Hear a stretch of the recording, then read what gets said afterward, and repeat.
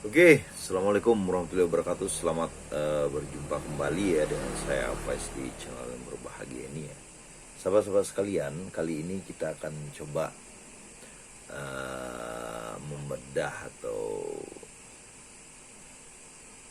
sebagai pelajaran lah sebagai kita dalam hidup ya, bahwa saya baru nonton ya dikasih solusi itu tentang Edwin dan Erwin ya.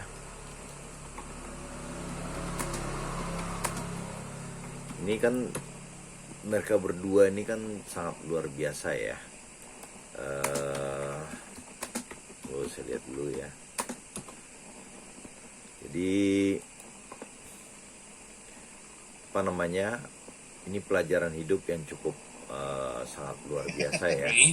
Anda bisa lihat ya selama 49 menit di obrolan dewasa merinding, isi kepala Edwin dan Jody di saat ditanya kenapa sempat menghilang ya. Oke, sahabat-sahabat sekalian, Jody ini ya, kalau saya nggak kebalik ya, begitu. ya. Tanggal. Nah, saya pastikan dulu ya, Jody yang mana, Edwin yang mana, saya lupa juga ya. Mereka ini kan dulu kalau Anda hidup di era-era apa ya?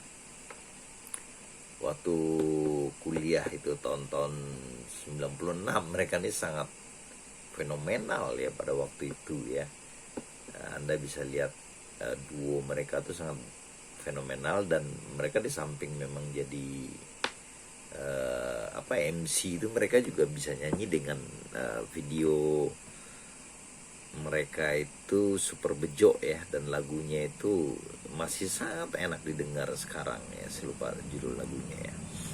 Nah, sahabat-sahabat sekalian, dalam perjalanan hidup ya, ini urakan bener ya mereka nih di zaman Ateng lewat. Nah, ini kalau Anda orang dulu ya, baru di era-era itu, baru setelah itu baru muncul ini Jody, ini pelawak dan presenter Indonesia ya, dan mereka ini duo ya. Nah, di dalam duo tuh memang udah berapa tahun ya, 19 tahun atau berapa tahun tuh, mereka tuh kan sangat dekat sekali antara Edwin dan Jody ini ya. Yang misalnya nyanyi ini kalau nggak salah saya yang di vokalis ini kan Jody ini ya. Sehingga di dalam psikologi itu kan, di dalam kalau kita belajar ilmu pikiran ini, Jody ini lebih gampang untuk menerima suatu ide ya, karena dia basisnya adalah dua-duanya sama sebenarnya, tapi Jody lebih kuat ya menurut pandangan saya. Dia mempunyai daya khayal yang baik, atau daya imajinasi yang baik, atau dalam bahasa hipnosis itu kita kenal dia mempunyai level sugesti yang tinggi. Nah, ini Jody. Nah, sahabat-sahabat sekalian ya, Jody ini kan ternyata dalam perjalanannya dia sakit jantung dan hijrah, dan dia sempat meninggalkan ya semua keduniaan ini ya. Dia dari akhirnya pindah ya ke daerah Tangerang kalau nggak salah saya. Dan ternyata dalam perjalanan hidup, sejak dia sakit jantung itu kan, pasang ring kalau nggak salah ya, dia mengalami kondisi pergantian ide ya. Dan sebagian orang alergi dengan kata-kata hipnosis ya, tetapi kalau kita belajar tentang hipnosis atau ilmu pikiran ya, basisnya itu di situ. Dia berada dalam kondisi hipnosis, atau masuknya sebuah ide yang dia kendaki ataupun yang dia tidak kendaki. Nah, dari yang hingar-bingar ya, akhir dia sangat agamis ya, dan dia bertemu dengan beberapa guru ya dalam ajaran Islam itu kan sangat banyak ya, apa namanya, mazhab, manhaj ya.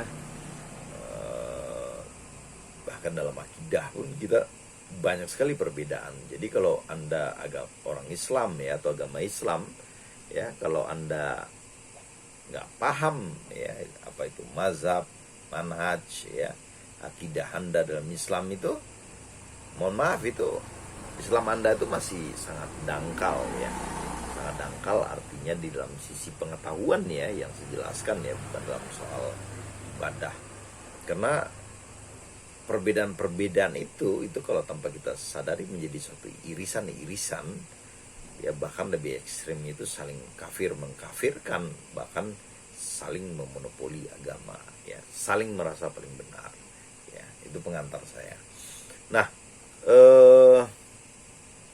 kita lihat ya, saya akan membedah dalam sisi pikiran ya. Jadi abang kita nih Jody ini kan, karena memang sangat wajar ya, dia sakit jantung, dia pernah berhadapan dengan proses kematian ya, sehingga dia tuh takut ya. Bahkan impian dia tuh yang paling sederhana itu adalah mati di tempat tidur ya. Jadi kerjaan dia tuh kalau nggak salah saya, apa ya bahasanya, dia tuh pokoknya bolak-balik masjid aja lah.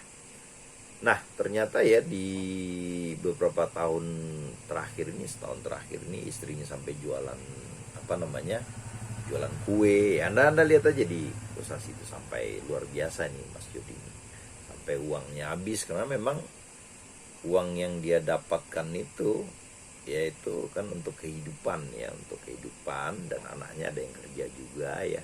Tapi ada beberapa juga kalau nggak salah itu anaknya yang harus butuh biaya ya. Nah ternyata pada suatu saat itu dia cerita ya di Kosasi itu, bahwa dia ditampar oleh istrinya bahwa kamu harus pulang, karena kita ini udah lapar, udah nggak makan. Sehingga, dan alhamdulillah ya, Erwin juga sangat sahabat yang sangat luar biasa ya. Ya di samping ada berbasis gain ya, keuntungan, karena memang Super Bejo ini kan duo ya, dimana ada kontrak, ada Erwin, ada Jody ya. Tetapi secara persahabatan mereka memang sangat kuat dan sangat bagus ya, karena mereka hidup di era-era sulit ya dulunya ya, naik bersama dan jatuh pun bersama. Sehingga Erwin yang lebih kuat, yang lebih rasional ya, kalau kita lihat cakapannya itu ya, lebih, karena dia kalau nggak salah orang Sumatera juga ya, dia lebih terbiasa dalam pikiran-pikiran rasional ya. Orang Sumatera kan banyak seperti itu ya. Sehingga dia memilih pandangan-pandangan yang lebih soft ya. Saya bicara begitu ya. Edwin memilih pandangan-pandangan yang lebih soft, atau ide-ide yang lebih soft dalam memahami agama Islam. Sedangkan Jody memahami Islam itu secara yang lebih kaku atau lebih ortodok lah saya bilang ya. Bahwa kalau kita tuh kalau kalau memegang ini ya nggak boleh semuanya ya. Jadi kalau misalnya haram itu nggak boleh semuanya kita kerjakan. Ternyata ya sekali lagi itu ya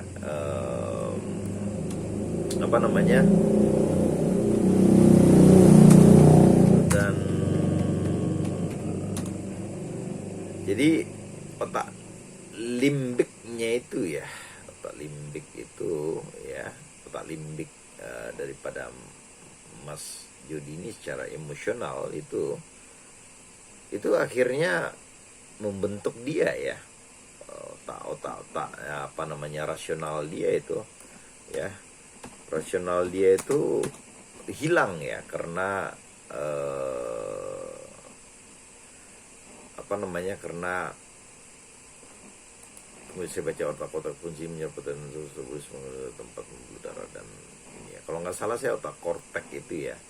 Jadi rasional dia itu terbajak, otak limbik yang membajak otak korteknya ya, sehingga apapun yang masuk ya, ide-ide yang masuk secara rasional itu dia deny atau dia delete ya. Nah, pada akhirnya kan, karena manusia itu kan harus memenuhi kebutuhan dia ya. Perutnya lapar sedangkan idealismenya ada. Akhirnya kan ini harus didamaikan kan. Nah, akhirnya dengan lingkungan dia, dengan istrinya yang bijak itu ya, yang memahami agama, terjadi perubahan tentunya ya. Terjadi perubahan ide dalam memahami agama itu, sehingga dia mempunyai pandangan ya, bolehlah kita ikut broadcast atau apa semuanya itu, atau lawak lagi atau muncul di TV itu, kalau kita masih memegang ajaran-ajaran ini ya. Nah, sahabat-sahabat sekalian, inilah salah satu contoh ya dalam hidup itu. Kalau kata Lao Tzu itu, pikiran itu akan cara berpikir Anda itu akan mempengaruhi tindakan Anda ya.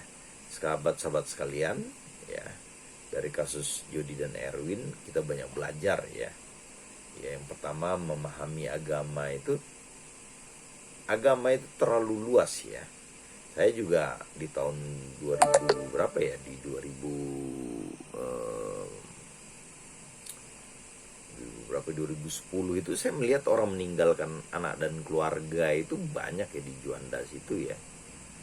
Ya sebutkan masjidnya aja ada dekat kita itulah, situ banyak meninggal ngajak, ninggalin istri, ninggalin anak ya. Dan itu saya udah pernah berhadapan banyak dengan orang-orang seperti itu, karena dia merasa panggilan batin dia itu lebih penting dari tanggung jawab dia sebagai manusia di dunia ini, dalam arti kata anak, istri, atau keluarga, atau yang lain-lainnya. Sahabat-sahabat sekalian ya, sekali lagi di dalam memahami agama sebaiknya ya kita memiliki guru yang pas ya. Kalau kita tidak dibekali oleh cara-cara berpikir yang pas, dalam arti kata rasional, kritis, dan sebagainya ya. Ayat-ayat suci itu benar adanya, tetapi pemahaman kita bisa keliru. Makanya di dalam memahami perbedaan pandangan ulama itu kita harus soft sekali ya, karena kita hidup di era-era seperti ini. Yang kedua, hati-hati ya apabila ada pandangan-pandangan atau ide-ide itu masuk dalam diri kita, tetapi itu banyak merugikan kita, dalam arti kata merugikan atau mengabaikan kita terhadap tanggung jawab kita di sekeliling kita. Padahal itu pun merupakan suatu yang kita namakan dengan ibadah atau peran kita di dunia ini yang diciptakan oleh Yang Maha Kuasa. Sahabat-sahabat sekalian, sekali lagi, proses hipnosis itu bisa terjadi di mana aja ya, pergantian ide. Banyak orang-orang yang alergi ya, saya ngomong bahwa agama itu merupakan proses hipnosis atau masuknya suatu ide kepada seseorang, itu banyak yang protes. Tapi nggak masalah. Tetapi kalau kita bicara dalam sisi bahasa, itu benar adanya. Anda pikirkan dewe aja sendiri ya. Anda misalnya mempercayai agama itu agama itu merupakan ide, itu tidak merupakan sebuah pemikiran, tidak merupakan sebuah pandangan-pandangan hidup, tidak ya. Sahabat-sahabat sekalian, sekali lagi kita berharap ya yang terbaik di dalam hidup kita. Bisa saja suatu saat kita mengalami hal yang sama ya, tetapi tetap ya kita harus berpikir ya, di satu sisi adalah Jabariyah, tetapi di satu sisi adalah kita harus berpikir pun secara Qadariyah. Ada takdir-takdir yang bisa kita rubah ya, tetapi ada juga takdir-takdir yang tidak bisa kita rubah. Hati-hati selalu dengan pemikiran kita, karena pemikiran kita kadangkala ya merubah tingkah laku kita, bukan kadang-kala, pasti akan merubah tingkah laku kita, yang tentunya pula akan merubah nasib dan takdir kita. Lotsu. Akhir kata, wabillahi taufiq wal hidayah. Assalamualaikum.